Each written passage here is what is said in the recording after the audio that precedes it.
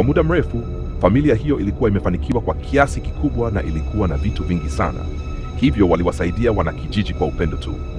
Lakini siku moja hali ilibadilika ghafla. Watu walianza kuugua vibaya sana na wengine walikufa kwa wingi. Baada ya uchunguzi, iligundulika kwamba mazao waliokuwa wanapewa na familia hiyo ndiyo yaliyosababisha matatizo hayo, kana kwamba yalikuwa na sumu. Wanakijiji walichukia sana. Hasira zao zilielekezwa kwa Plato pamoja na mdogo wake. Kwa hasira kubwa, wanakijiji walifanikiwa kumkamata Bwana na kumpeleka shambani. Walimdunda, wakamtandika, wakamfunga bandu kwenye msalaba na kumwinua katikati ya shamba. Wakampiga mawe na hatimaye wakamfanya hadi akafariki, kisha wakamchoma moto hapo hapo. Historia inasema kwamba baada ya tukio hilo, familia ya Platinums, baba yake, iliamua kujitenga kabisa na jamii hiyo. Tangu wakati huo, matukio ya ajabu yalianza kutokea. Watu wanaamini kuna nguvu za kimbari na kwamba roho ya Bwana ipo katika kijiji hicho kwa ajili ya kulipa kisasi. Kanali aliuliza kuhusu mpenzi wake, ilikuwaje? Mpenzi huyo alitoweka kabisa, haikuwahi kujulikana alipoenda. Wengine wanasema pengine alijinyonga kwa sababu inasemekana Eddie, mjomba wake, alikuwa anampenda binti huyo ambaye alikuwa mpenzi wake, au alikuwa amemiliki kabisa kwa mashetani juu ya baba yake. Baada ya kufika hapo kwa haraka, baba alimwomba mke wake ampe maji kwenye kikombe. Akaanza kusoma dua juu ya maji hayo, kisha akaweka mkono wake juu ya binti yake na kumwamuru Bwana amwache binti huyo. Mara moja binti akarudi katika hali yake ya kawaida. Baba akaenda katika chumba cha mdogo wake Bangi. Alipofika huko, alilalamika sana na kujiuliza maswali mengi kwa hasira. Alijiuliza kwa nini mdogo wake amdhuru kwa namna hiyo, ilhali wao waliishi vizuri bila ugomvi wowote. Haiwezekani Bwana amdhuru mtoto wake mwenyewe.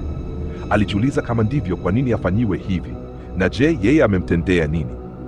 Mdogo wake hakuwa na ugomvi wa aina yoyote, hivyo haikuwa rahisi kuelewa kwa nini mtoto wake ndiye achaguliwe.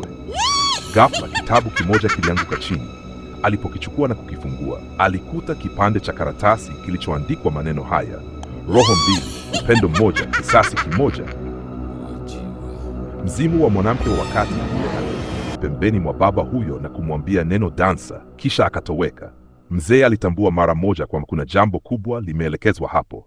Akatoka pale na kwenda kumwaga mke wake, akimwambia amchunge sana mwanangu na kuhakikisha anabaki katika mikono salama.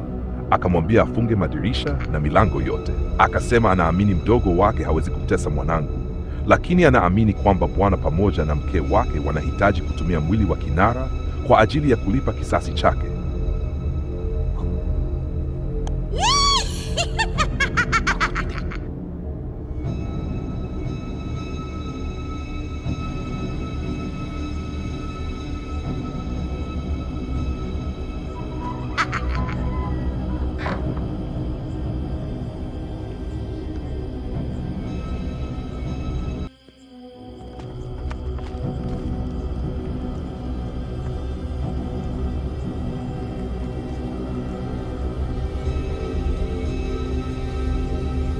Ghafla, binti alishtuka na kujikuta yuko peke yake.